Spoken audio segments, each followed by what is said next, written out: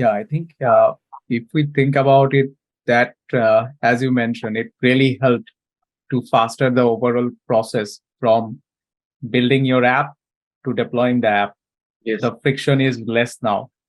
You yes. can just use the same pipeline and deploy in different environments, which is also more easier. You know, Mm. as I said, to deploy the applications became much more easier. You could just create a pod or deployment or stateful set to some commands, or now you don't even need the commands. You could just do it through a CI/CD automated pipeline. The applications are deployed easily, rolled back easily. There is no downtime. As I mentioned Mm. earlier, that the servers had to go, there was a downtime for the servers. Right now, there is no downtime for Kubernetes applications. So you roll out a new version without a downtime. So that has been the huge benefit, for everybody that Kubernetes has brought in. Do you think DevOps actually a job role, or it's more like a process? What do you call it? I think it is a process. It Mm. is DevOps is not particularly a job. It is a process. So there are so many factors in it. Uh, you know, you could say site reliability engineering. You could say DevOps. So you, as you mentioned, like you have took many courses. So you have the certifications of three of them: CK, CKD, and CKS. So how did these certificates help in improving your career growth? If you are a student and if you're fairly young, Hmm. then probably get a degree from here, maybe a one master's or any other 1 year degree Hmm. or 2 year degree from Japan. That will make it much more easier. That is what usually people do. You see, Hmm. let's say you check 50 DevOps jobs and you say, okay, uh, AWS is required or Azure is required. This is a must. Okay, Python is required. This is a must. Or Golang or Python, any. Okay, Kubernetes is required. This is a must. Okay, Terraform is required. This is a must. So how do I Hmm. learn these? You would create something, fail at it, come back at it. It is not necessary to win the first time. Even if you fail, failure teaches you more than a win does. And explain the technicalities of the things that you've done. And once you get into the interview, that is a technical round. There's an interview, and explain to the person or the interviewer what you've done, especially the troubleshooting part. So what we say is, I created this, I created that, but most likely what they want to hear is, if you created something and something was there and that went wrong, right? If something failed and came down crashing, how did you fix it? What was your approach to fix it? Thanks, Thanks, Faizan, Faizan. for joining us today on the Decoder podcast. So how are you? How is it? How is it going? Thanks a lot, Saf. Thanks for inviting me to the podcast. It's going great. How about you? Yeah, I'm doing fine as well. So for our audience, me and Faizan work together in the same team, and Faizan is our lead and oversees our whole global CI/CD platform team. It's been great working with you for the past 2 years, and I have learned a lot from you. It's my pleasure to get you in our podcast today, and hopefully, you will be able to provide our audience with some really good insights for accelerating their career in the field of DevOps. So now let's hear about yourself from you directly. So can you please share about yourself and give our listeners a brief overview of what you are, where you are from, and what you are doing now? Uh, It's a lot, Saf. I mean, first of all, let me thank you for all the wonderful words that you said about me. I'm humble, but no, no, working with you likewise has been a pleasure. I mean, you've been a fast learner, and I could say that you're doing great right now. So coming back to me, I am actually from Srinagar, Kashmir, north of India, from India actually. So, so I started off working as a. Are you there? I think I lost you for a bit. Okay, so I started off working as a SQL developer in India, in Noida, in New Delhi. So that was 10 years ago. Then I started working off as a DBA on some databases, Postgres, Oracle, MySQL. And then I started working in a different organization for on Greenplum database, which is an OLAP database, MPP, massively parallel processing database. I worked for on that database for quite a bit, and I mean actually I worked in Myanmar, Yangon as well for a few months there as well. Then I came back to India and started working in an organization in Jaipur, and then I was moved to Delhi in Genpact, and there was I was actually working on as a DBA. There was a POC to be done, and Kubernetes and DevOps was, especially Kubernetes, was fairly new at that point in time. So I volunteered up for that POC, did that POC. By the time the POC finished, it went well. I kind of got hooked to Kubernetes. I liked the technology, and it was new and it was hot. So I thought, let me find more jobs in Kubernetes. So I started finding jobs in Kubernetes and working on Kubernetes more. Then I found a job in LTTS, and Rakuten Symphony was my client a few years ago, and started leading this team. Started doing deployments, managing the clusters, and other things as well. But later on, then I joined Rakuten Symphony, and then I was asked to move to come to Tokyo. And right now, I'm here with you guys in Tokyo, working on a CICD team, and yeah, it's been a wonderful journey.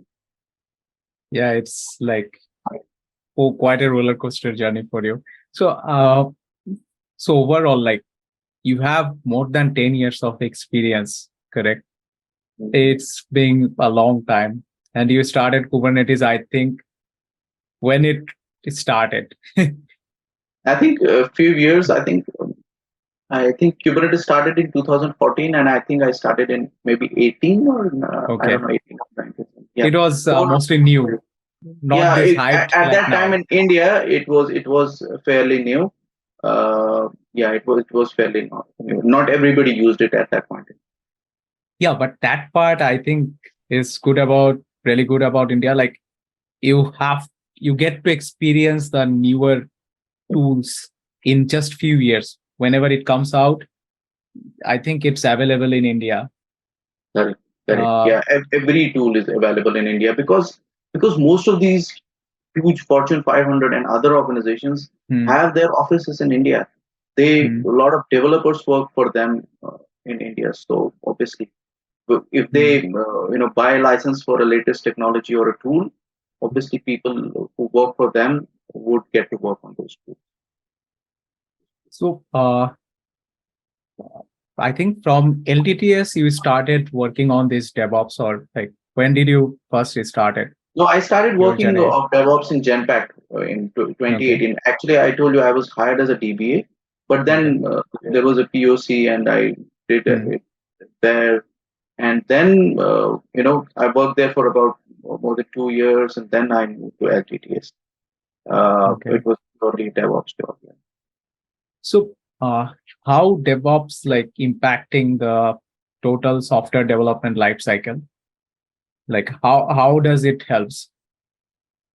I think earlier on you would know that when I started off my career, usually you would have a server, you would have an operations team, you would have a developers team, and whenever a developer would roll out a new version, they would send their code to the operations team. The operations team would bring down the servers, and then that code would be installed, rolled out a new version. And if there was a bug, you would have to roll it back and install the old version. So it took minimum there was a day's few hours downtime, and if it didn't go well, maybe more. So it was not an ideal situation. Then again, there was this issue that the developers would say, okay, the code is working on my machine, but the same code was not working on somebody else's machine. So that is how I think this people thought about having this DevOps platform wherein the same code would be, given to, posted on a repo, and people could share the same code. And that is how you put the code on Git, and that is how then CI/CD platform was born, Jenkins, and then again need for automation. The other thing was always and is still the need for automation. Everybody wants things to be automated rather than the manual work. That is how CI/CD came in, deploying the applications, taking them down, or any kind of upgradations or updations you would want in your applications could be automated through this CI/CD workflow, and the developers just needed to, fix the code or update the code, put it on the Git. The rest of the things would be taken care of by the DevOps people through the CI/CD pipeline. So that made the life much more easier to roll out newer versions. And to the extent that earlier on you would roll out a newer version maybe every 3 months, once every 3 months, or once a month. And in today's time, you could roll out a version, 3 times in a single day, if you want that to happen. So, or maybe even more. So that is how it changed.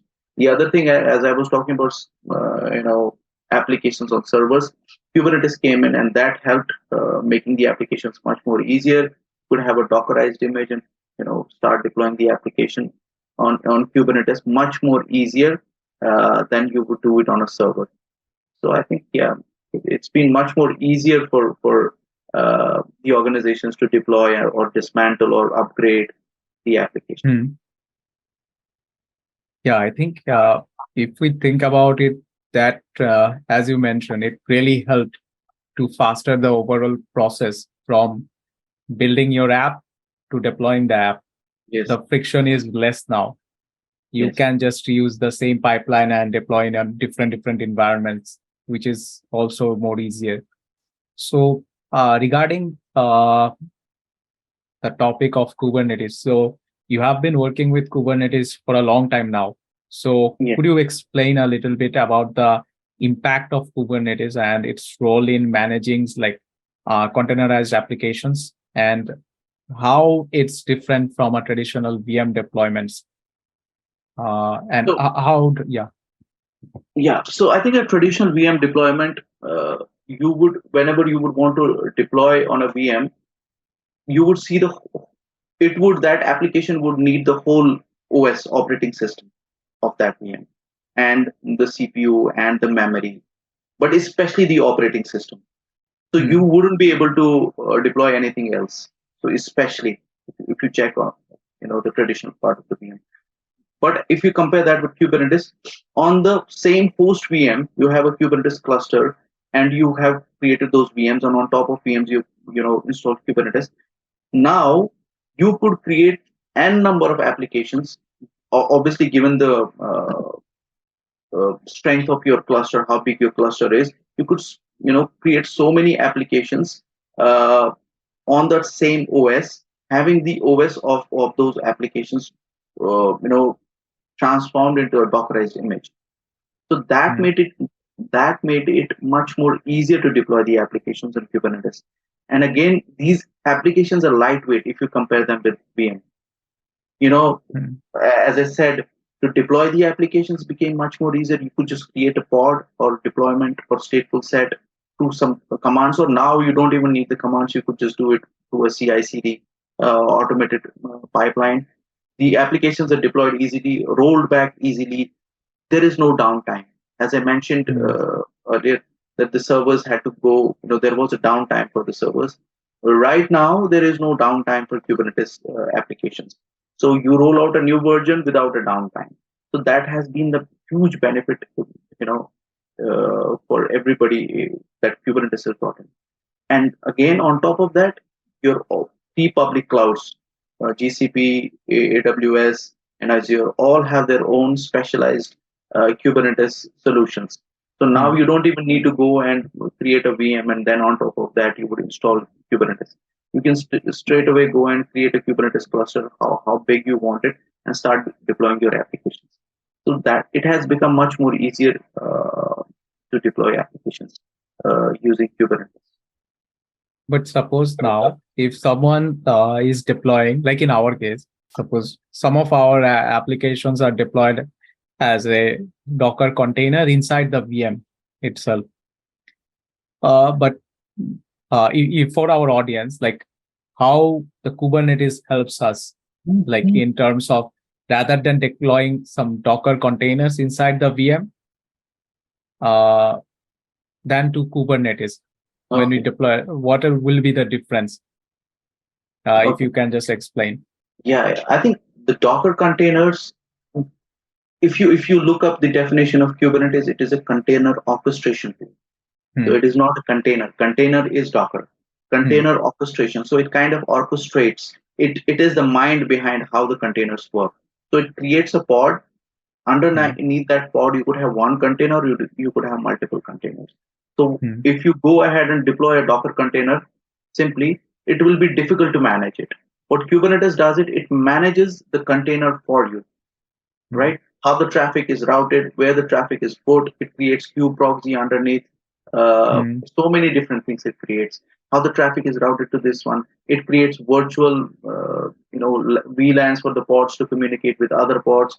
Even if the pod is created on a different node, or it still can communicate with that pod. All thanks to Kubernetes' internal networking, strength.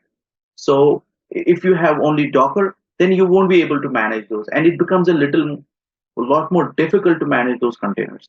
Here, it is much more easier to manage the containers. You could have multiple containers in a single pod. You could have stateful set applications for applications such as databases. You could have for other applications, you could have deployments, and there are so many objects that you would create on Kubernetes.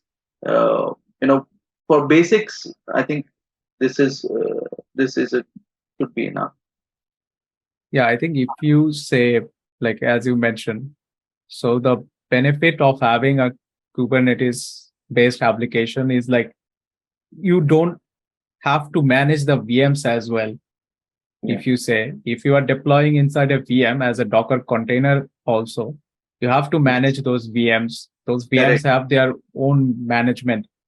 But when you are deploying in the Kubernetes, you don't have to manage the VM. Someone else will take care of that part for you. And then there is also, as you mentioned, like you can upgrade the whole OS whenever you need.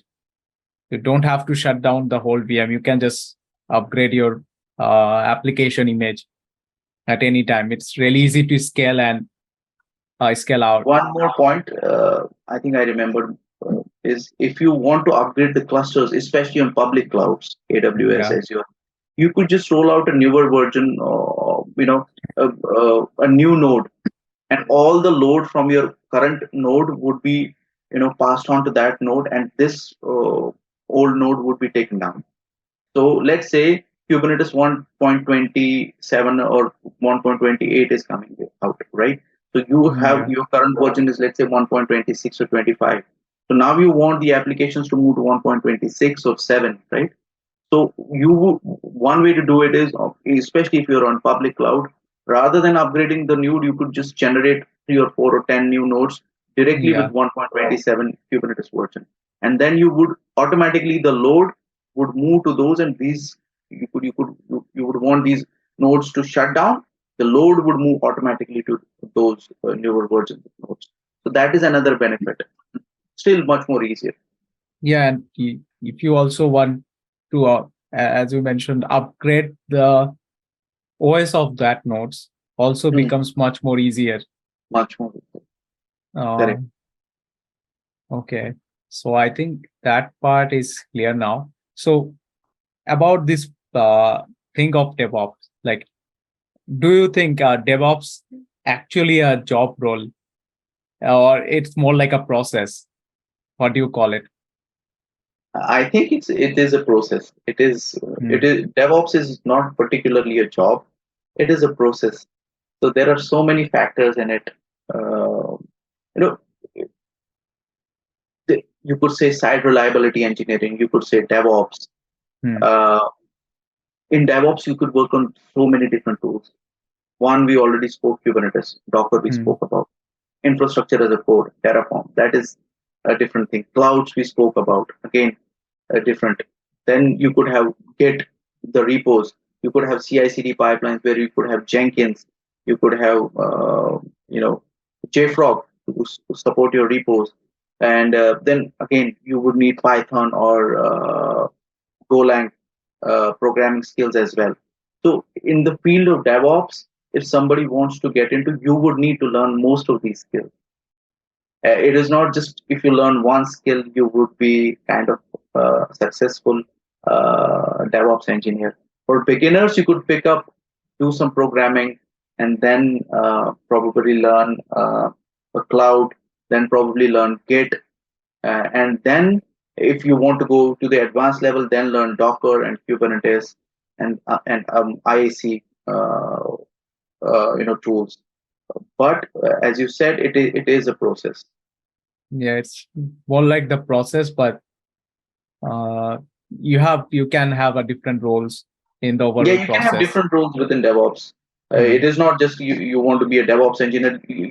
As I said, all these different tools you would find, jobs in different organizations which would specifically, some of the teams would specifically concentrate towards Kubernetes, some of the teams would concentrate on cloud, and some of the teams would want you to do work more on IAC, right? Things do overlap, but certain teams have more focus on two or three tools.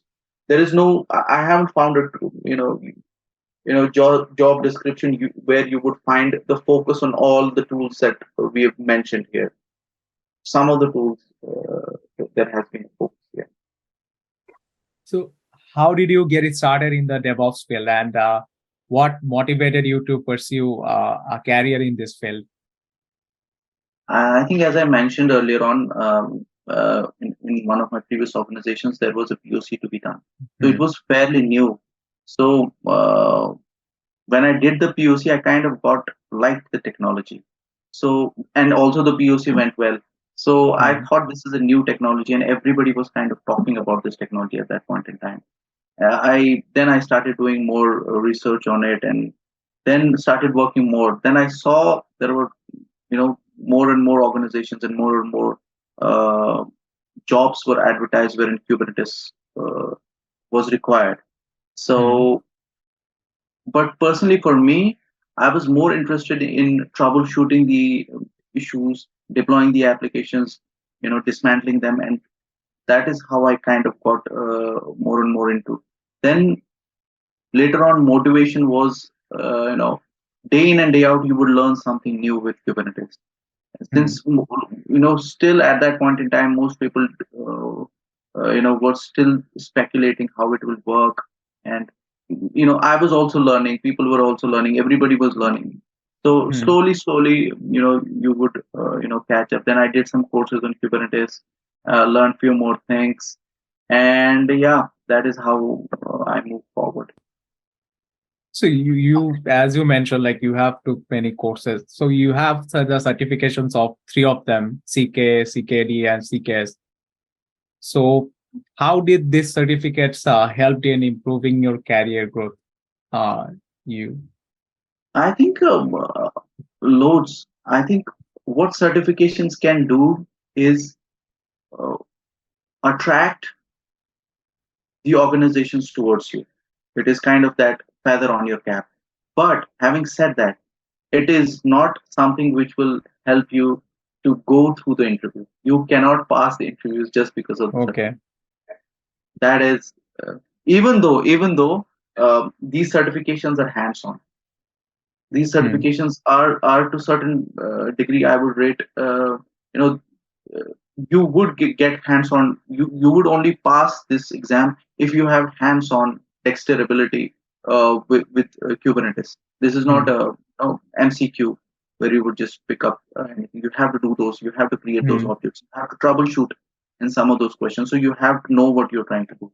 But still, having said that, you still have to do your own projects.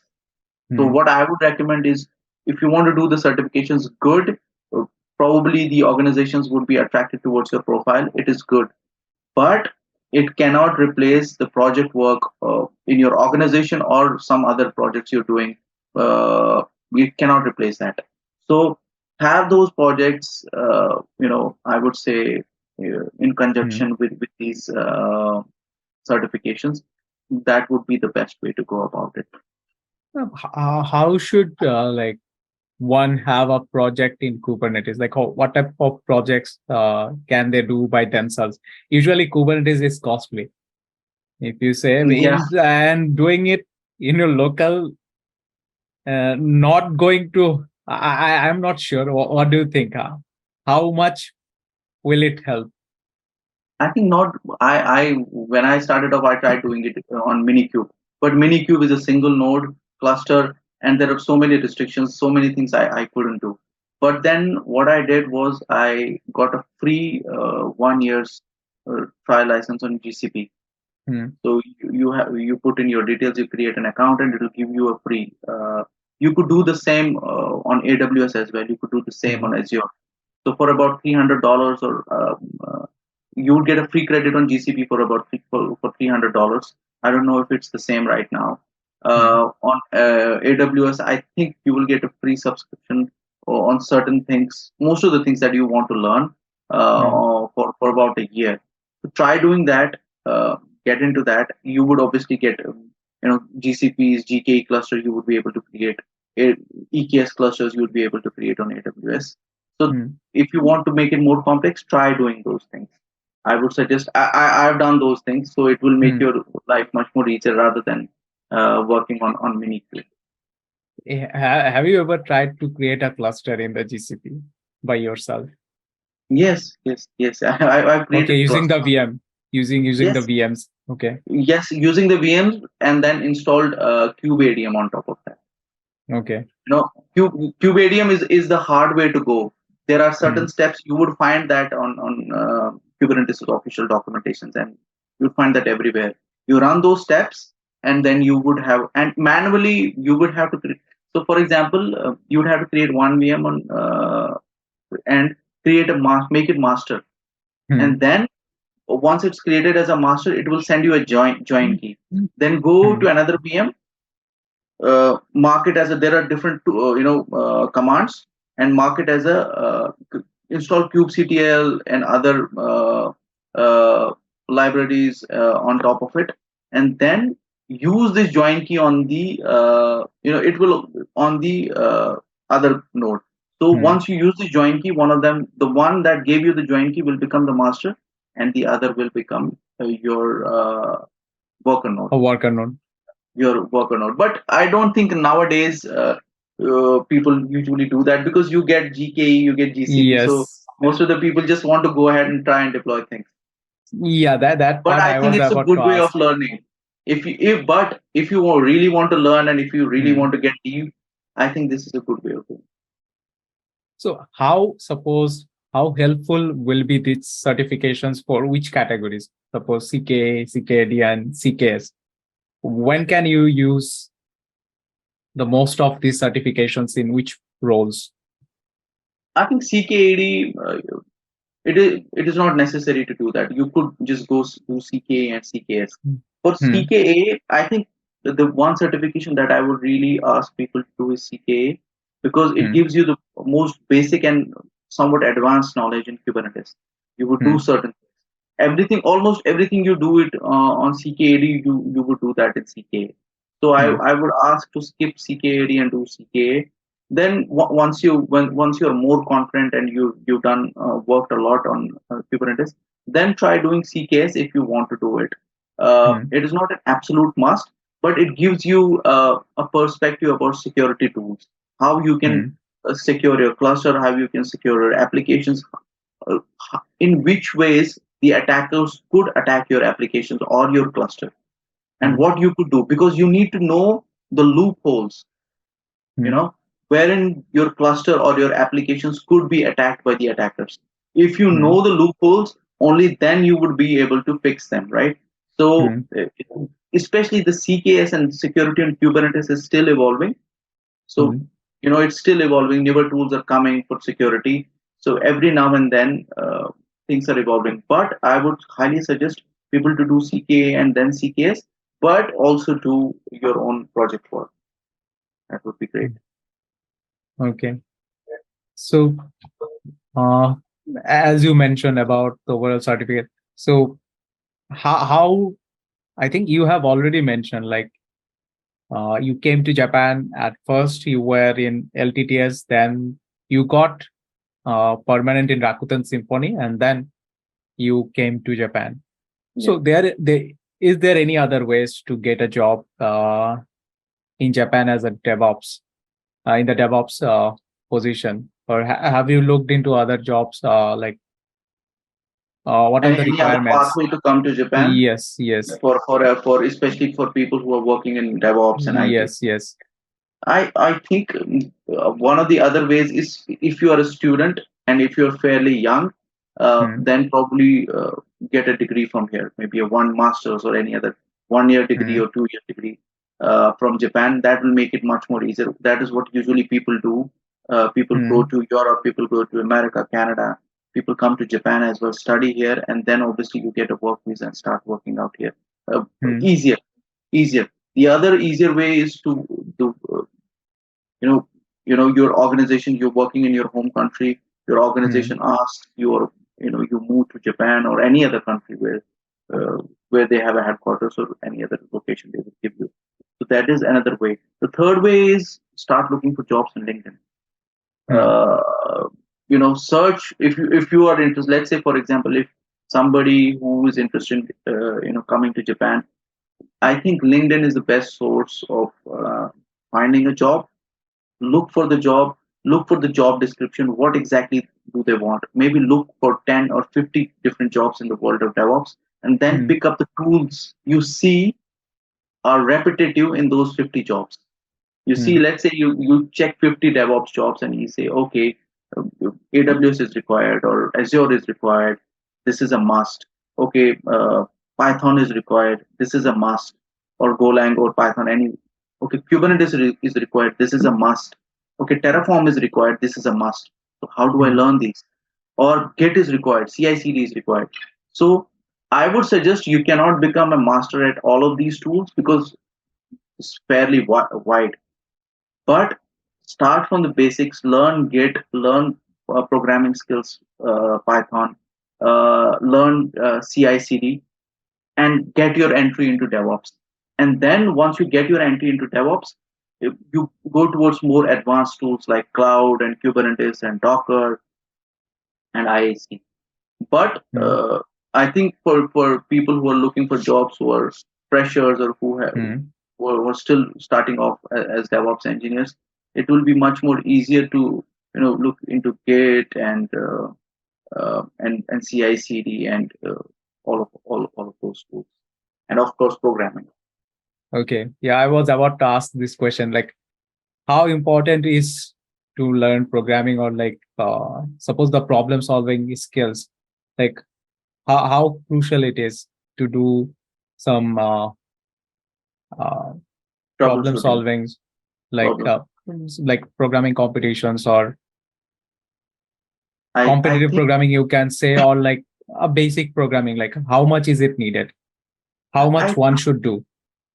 I think it is important because Mm. what it gives you a challenge, and it gives you an opportunity to compete with somebody else within a set period of time.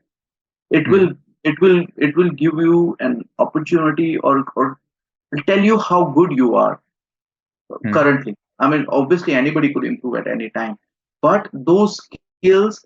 So you know where we come from, we play a lot of cricket. So if Mm. people around me used to say that it doesn't matter, the more you play practice matches, the easier a real match would become for you. The more you Mm. would practice in practice matches, the easier it will become. The real match will become that much more easier for you. So likewise, the more you practice and do these programming, events, more it will become easier for you to work in an organization, because you would have already worked in a pressure situation. You would have already done these different uh, programming questions. They would ask Mm. you a bunch of programming questions, and you would on the spot think about them and start programming, start coding Mm. things. you wouldn't look, you wouldn't go for a course, you wouldn't look here or there, you wouldn't kind of Google, you would build it from your own mind. Hmm. So that is something which I think you wouldn't get anywhere else. So as you said, I think it's imperative to do Hmm. these programming. So we have covered up most of the topics. So how should you prepare a good resume? Like what should be there for a fresher or mid careers, or even for senior positions? Like what a interviewer is looking for in a good resume. What do you think? I think in the good resume, the interviewer, if you're a fresher, then try Hmm. and market on what technologies you've worked on college, or projects you've done in college, especially the projects that you've done in college. Or do you have any certifications right now, or what technologies you've worked on? For example, if somebody is working in wants to come to DevOps, have they done any projects in college or otherwise, or any Hmm. freelancing? If somebody is even doing freelancing, that's again great. I have not mentioned that, but somebody, you could see a lot many people doing freelancing and learning so much. So I think that is another great way of learning. What type of freelancing should they do? Like during their suppose initial career, like there are many types of freelancing jobs. Even you can say like building websites with WordPress. So Yes, how should they focus on their path? Suppose they want to be a DevOps engineer. What type of freelancing should they do? I think the first thing before they do a freelance, you need to Hmm. learn some skill. As I mentioned before, at least be decently good in let's say Python or Golang before you move Hmm. to something else, and then pick up projects which requires Python. Go on those freelancing websites. There are so many n number of websites, and put your name there and say that I'm good at this. I can create this. And once Hmm. you pick up a smaller project, work on that, build that skill up. And once you created and delivered a project, it will give you a world of confidence.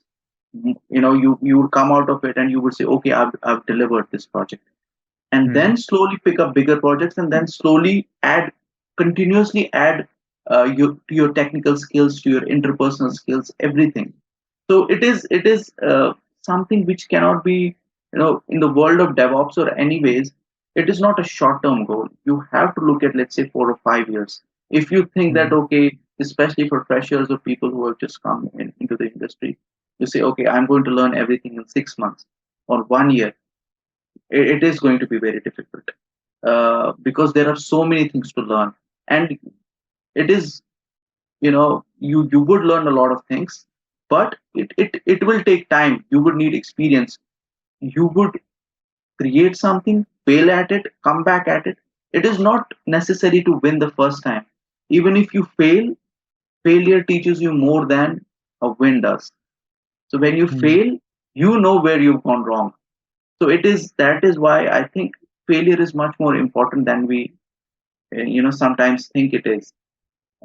It gives you an opportunity to think about yourself, what you lack, and what you want to do, and then you work towards that. But it Hmm. takes quite a bit of time to reach to that level. So about like the overall interview process, like how should you approach the interviewer, or like suppose there are some So how fixed to create a questions. CV, how to create a Y- CV, and how do you approach an interview, right? Yeah, and also like there are some common questions every time, all the interviews you will have it. Introduce yourself, then tell me about your one of the biggest projects, your strong and your weak points. So how do you usually approach them from your So, perspective? so the first thing you need to do when you're sitting out in an interview is be confident. Hmm. Don't be nervous. I think a lot of the times when you think about, okay, the interviewer is sitting right in front of you and he's going to talk about things or she's going to talk about things, you concentrate on that person, Hmm. but you have to concentrate on what you're going to speak, what the question is. Understand the question, be confident, uh, you know be courteous, be respectful, and answer according to what they're asking the question. And the second thing I would say is tailor your CV to the job description. See what tools they really require, and they will be interested in you. So the tools, whatever is written in the job description, if you've done, let's say 60 or 70% of that, right? Apply for that job. Most likely they will be, interested in your profile. And then when the first time the recruiter talks to you, talk to the recruiter, tell them what you've done. And explain the technicalities of the things that you've done. And once you get into the interview, that is a technical round. There's an interview, and explain to the person or the interviewer what you've done, especially the troubleshooting part.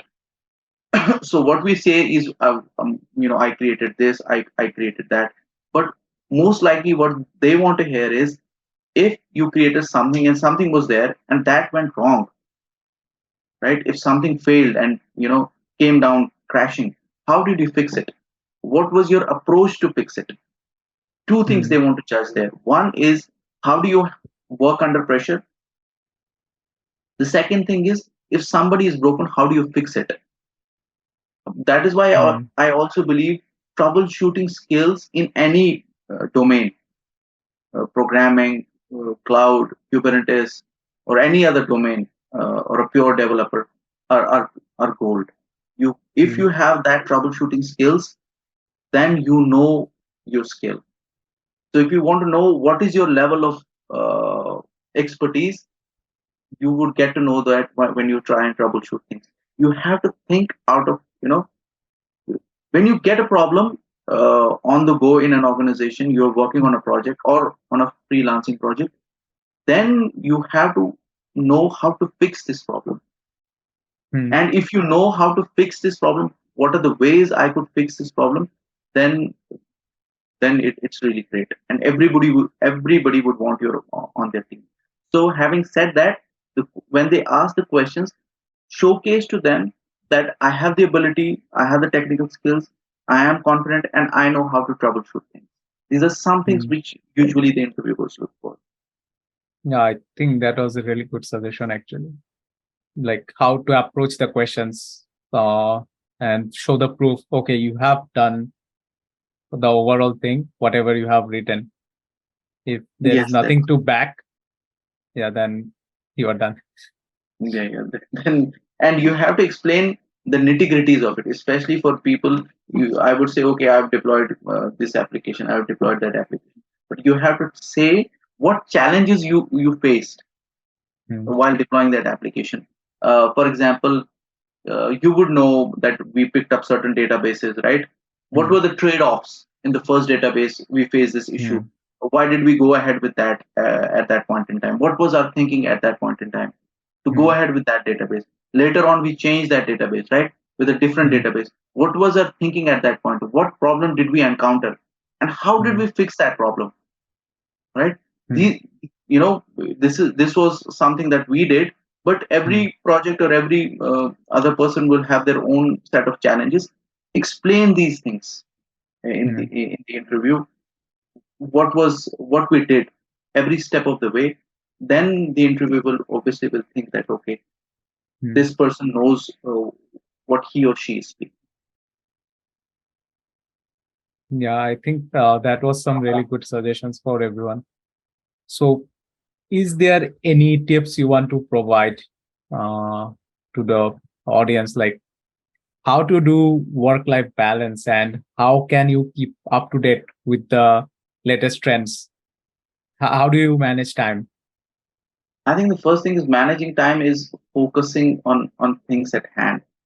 So when you come back from office, let the office be at its own place. I mean, you do your job, whatever timing you have, finish it, and relax a bit. You cannot be, 24/7. Your brain cannot be working on a programming skill or a troubleshooting skill or something else. Take a break, relax yourself, come back. It will hone your mind. It will make your mind relax. And when you come back, and then try to study something else, study a different skill, as I said, maybe an interpersonal skill, soft skill, technical skill, business skills, investing skills. There are so many different things, because the more you read about different Mm, things, the more knowledge you will have, the more you would know what to do with different things. So mm, I would suggest, read about anything. So in today's time, or you want to watch a YouTube video, rather than spending too much of time on other social media platforms. You could spend some time, but I found you know it eats up a lot of your time, the social. The more I think, the more you cut out from the social media platforms. I'm not saying to completely blank and ban yourself from those social media platforms, but the lesser you are on those social media platforms active, the more time you have to invest in yourself. So one mm, suggestion I would give is, invest in your own self. The mm, more you invest in your own self, the more you would grow over a period of time. And the other thing is, not be impatient. It will take time. It will take 1 year, 2 years, 3 years, mm, 4 years, 5 years. You cannot expect results in, let's say, 3 months or 5 months or 6 months. mm. That is not how it works. Have to be patient. It will take time to It will your, yeah, cumulative efforts. cumulative efforts. Every good thing will take time to build. So as Mm, they say, Rome was not built in a day. mm. It took so much time to build Rome. So yeah, It will take time. it will Is take there time. any final advice you want to give to our audience? I think the advices that I've already given is, be patient, be Mm, consistent. Even if you learn for 15 minutes, 20 minutes, 10 minutes, even 5 minutes, it does not matter. Be consistent. Learn something new. So the mm, goal in your mind has to be, next year at this point in time, I should not have the same technical skills. I should have more, not technical skills, any skills. I should have more skills than I have right now. I should have more knowledge than I have right now. I should have mm. improved as a person. uh, I think those are very important. If you have that mindset, definitely you will grow. Yeah. And I think, yeah, we are almost done. So, how to reach you? Like, how can anyone find you in I social think on media or LinkedIn? yeah, I think social media, LinkedIn is the best way to reach out. You can search up Faizan Rafiq and you'll find my profile there. Okay. Thanks a lot, Faizan. Thanks for your time. It was really great talking with you regarding different things. I think it will help our audience as well. Yeah. Thanks a lot for your time. Thanks a lot, Saf, for inviting me. It was great. It was my pleasure talking to you and sharing my insights. Thanks a lot. Thank you. Thank you, Thank everyone. you. Thank Thanks you. for listening to us.